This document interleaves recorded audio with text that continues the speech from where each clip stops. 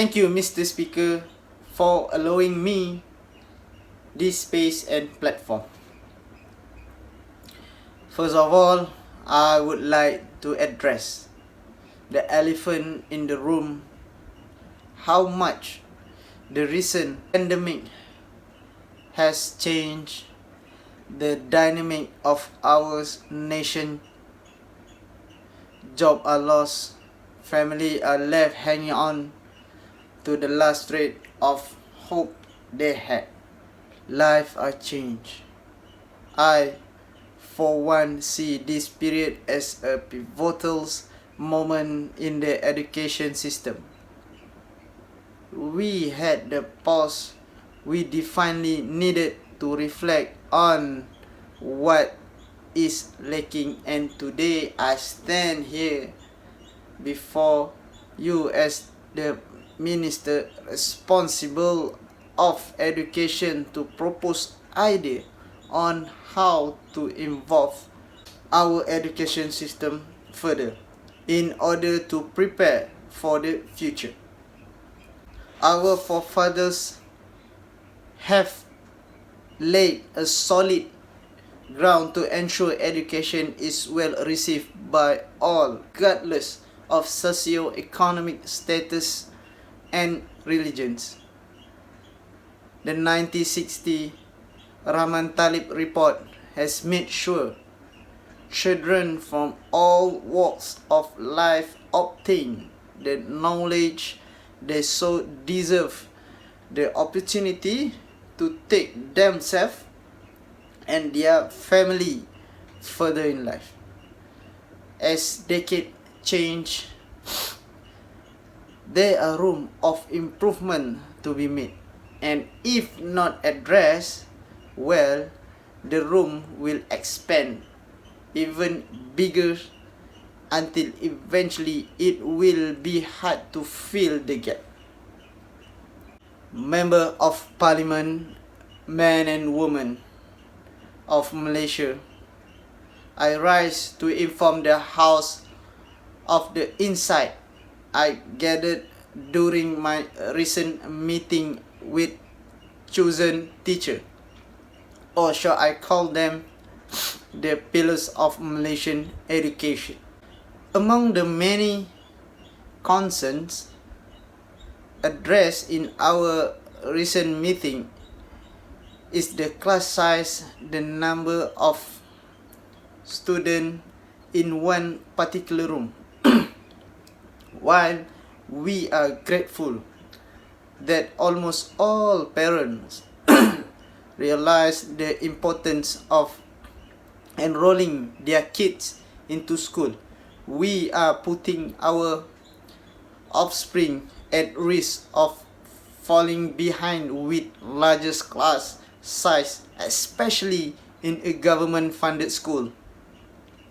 Studies from early as 1979, as done by Glass and Smith, has shown that learning becomes increasingly effective when the class size fall below about 15. And how many do we currently have, you may ask?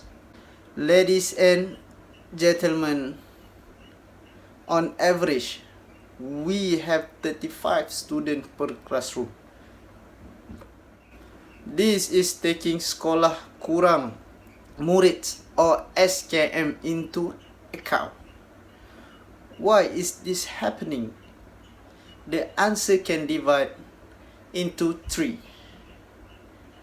Lack of facilities, especially in high density area, lack of qualified teaching staff, and finally, lack of funding.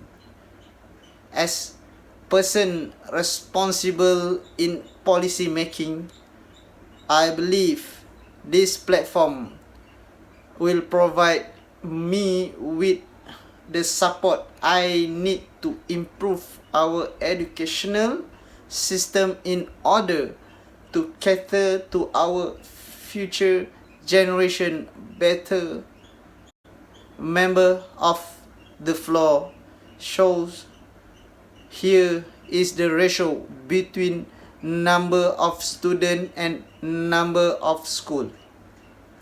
As for the year 2020, we have in total of 10,028 schools in Malaysia, while the number of students, as we know, increased by the year. As you can see in this graph, the ratio of schools students is alarmingly high. Let me paint you a different picture for a better view.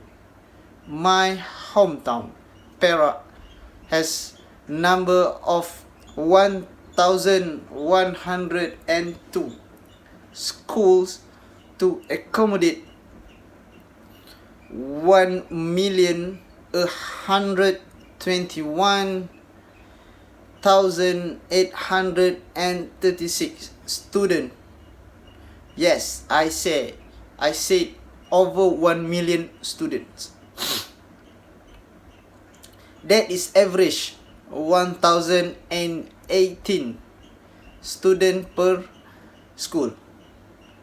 And that, ladies and gentlemen, is only one state in Malaysia.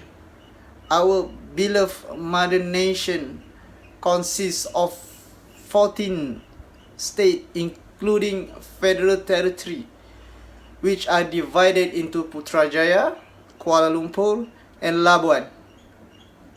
This is a total of 70 states. If we have only a total of 10,028 schools in Malaysia, can you imagine how many schools do we have in single state? How many kids have to be crammed into this school because they have no other choice? Are we doing our future generation right by forcing them to sit in a jam-packed classroom and risk them not paying attention, thus wasting all those precious schooling hours away? Therefore, my most obvious proposal would be to double the number of schools to accommodate students by adding more education facilities. We would be able to lift the burden of exiting school by a load, and this will benefit the student even more. Those seats would not be filled up as fast as it has been, and this school will have better eyes on their students to ensure that they turn out good at the end of schooling term.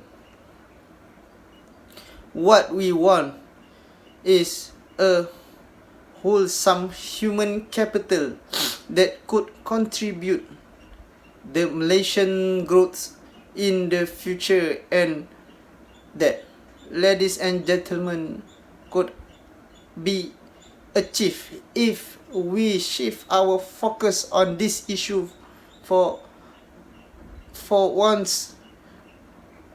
My esteemed colleague, I am sure you remember this famous quote by Mahatma Gandhi: "Be the change you want to see." As policymaker, we are the agent of change. And I am sure you know whatever we say here will be a ripple effect. Once change in action today will give a continuing and spreading result. As a result of my early proposals to increase the number of schools across the nation, we would also have to prepare more teaching staff to ensure that we downsize the currently humongous class size.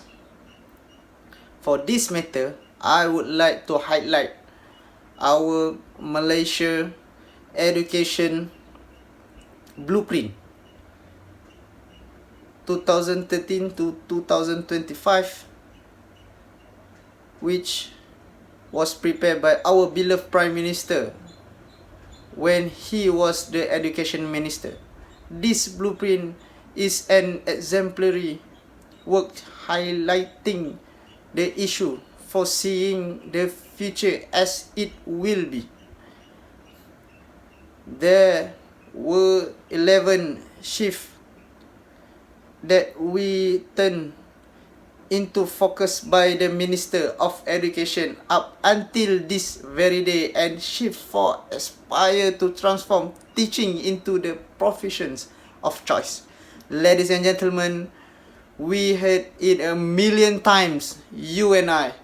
Those who can do, those who can't teach.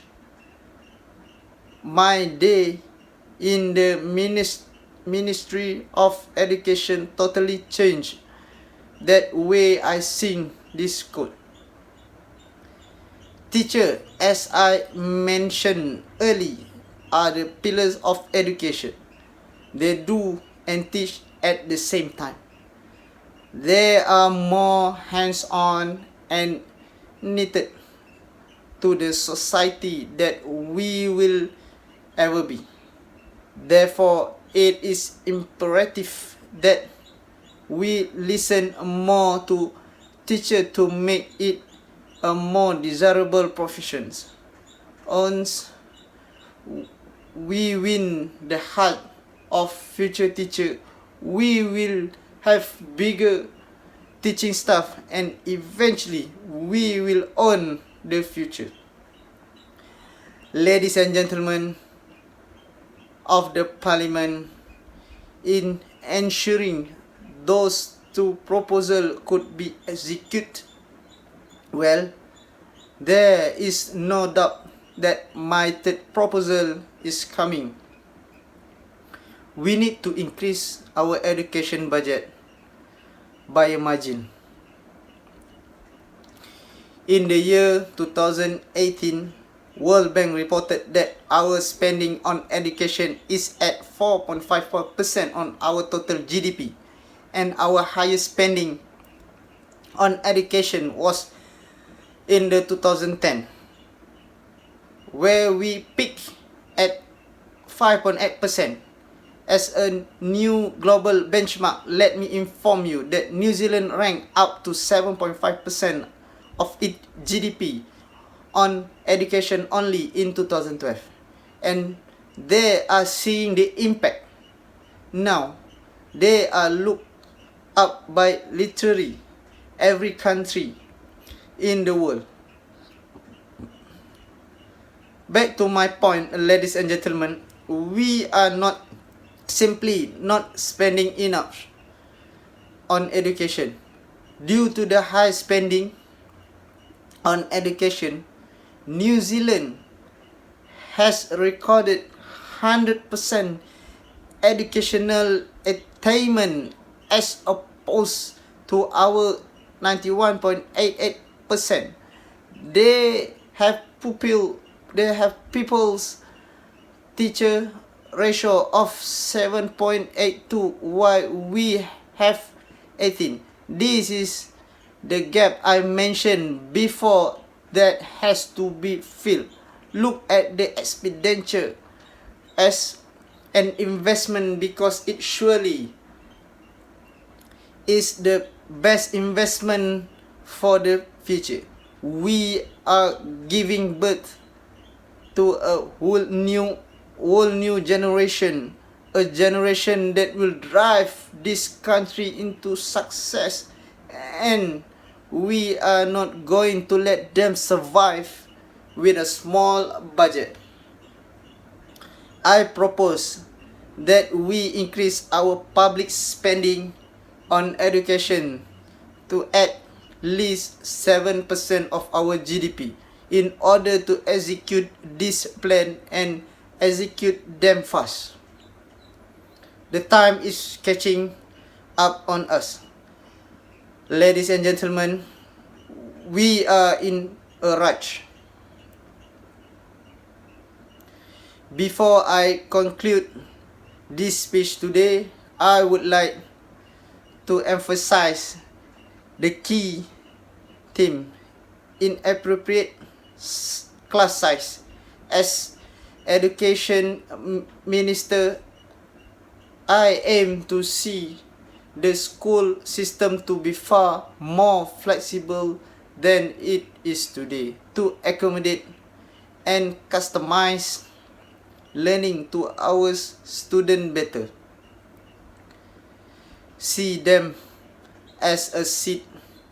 What we are doing is providing them with the best soil mix with excellent nutrients so they can grow and blossom, eventually become a relief to our sore eyes. We can grow and do better together. With that, thank you. Assalamualaikum.